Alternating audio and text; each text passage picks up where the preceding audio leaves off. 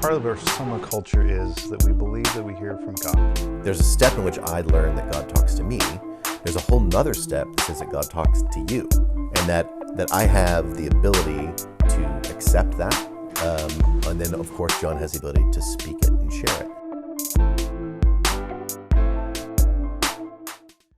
Hey, welcome back to Tempus Divum. And this week, what we're going to be talking about is wisdom.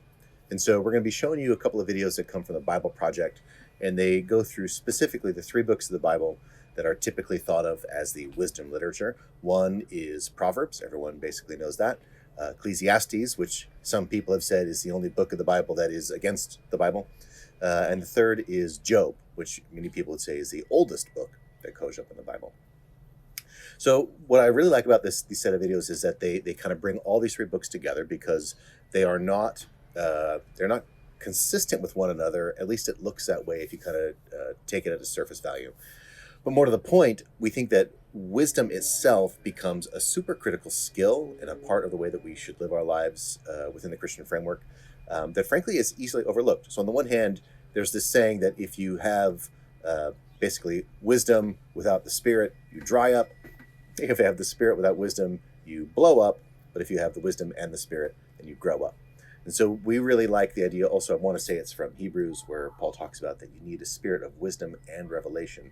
And so this balance between the clear, the clear sort of mechanistic, so to speak, words that we get out of Proverbs, which paints a picture of the world that I think is easy for us to understand. It's predictable. It gives us some guidance on how we want to work forward on things. Then you have Ecclesiastes, which is just sort of depressing about everything. This is like, yeah, everything you just said in Proverbs, it's all baloney. None of it works.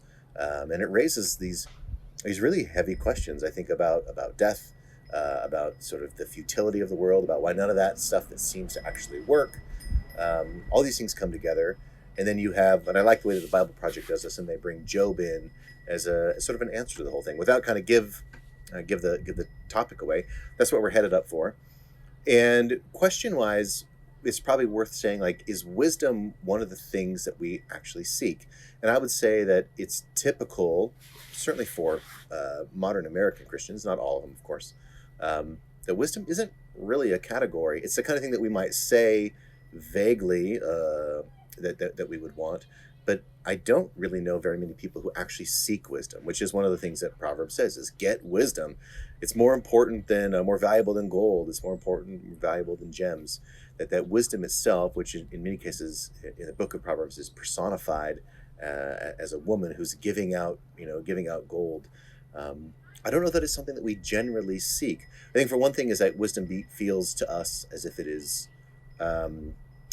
relative. Like your wisdom may not be my wisdom, and who knows what's going on there.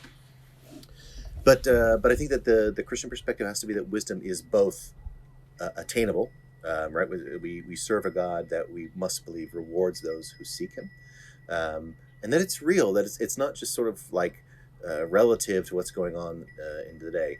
Now that said, wisdom, even just giving Proverbs, does require study. It's not the kind of thing like you read an owner's manual and everything A plus B equals C and it works.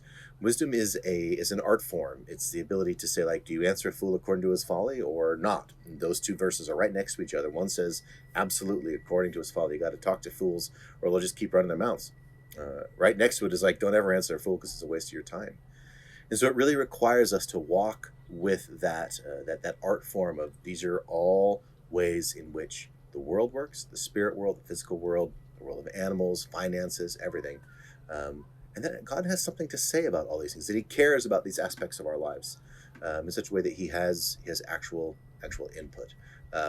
We are not going into the wisdom itself, sort of the like reading Proverbs, but rather understand their nature so that they become the kind of thing that can feed us well into our lives and well throughout our whole Christian walk. So with that, I'm going to introduce you then to the three videos from Bible Project, and I'll see you on the backside. Bye-bye.